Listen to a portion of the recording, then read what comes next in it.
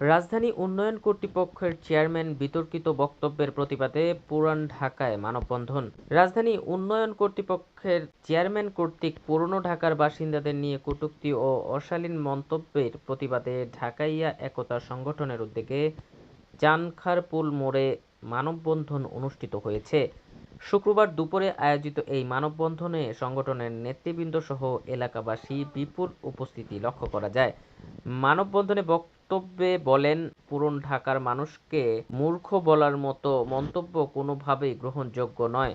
তারা দাবি করেন, এই বক্তব্য পুরান ঢাকার ঐতিহ্য, সংস্কৃতি ও মানুষের প্রতি অবমাননাকর। অবিলম্বে এ ধরনের মন্তব্যের জন্য দুঃখ প্রকাশ ও প্রতিহারের দাবি জানান নেতারা। এ সময় উপস্থিত ছিলেন ঢাকাইয়া একতা সংগঠনের সভাপতি হানিফ ইকবাল রুবেল, সাধারণ সম্পাদক রিয়াজ, প্রধান উপদেষ্টা জাবেদ ইউসুফ বাদশা সহ সভাপতি আব্দুস সাত্তার, এছাড়াও কাইয়ুম খান, বিকি দাস, রিয়াজউদ্দিন, রাজীব সহ আরও অনেকে মানববন্ধনে যোগ দেন।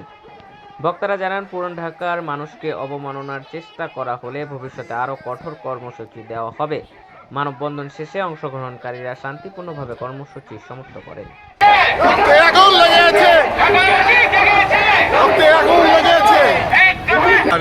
একতা সংগঠনের পক্ষ থেকে সবাইকে সালাম দিচ্ছি।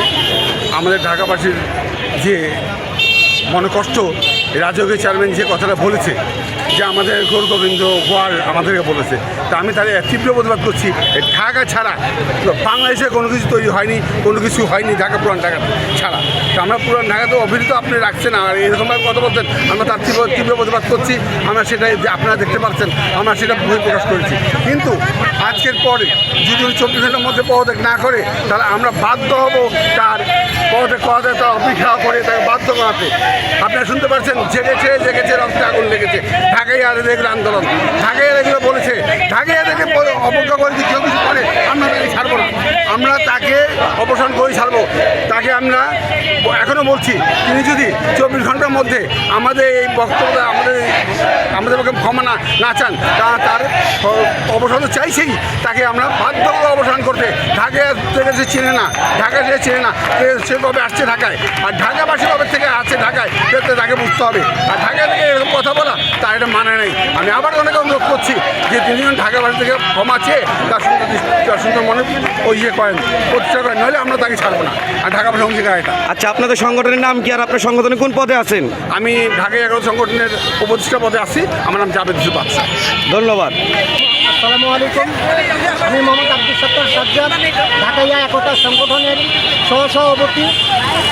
আমার ভিতরে অনেকই কষ্ট যে আজকে আমরা ঢাকাইয়া, আমরা রাজধানীর বুকে, বাংলাদেশের রাজধানী হলো ঢাকা, আর সেই ঢাকাকে নিয়ে কুরুচিপূর্ণ বক্তব্য করেছেন সামান্য একজন রাজুকের চেয়ারম্যান, যে নাকি আমাদের টাকায় ওনার সংসার চলে।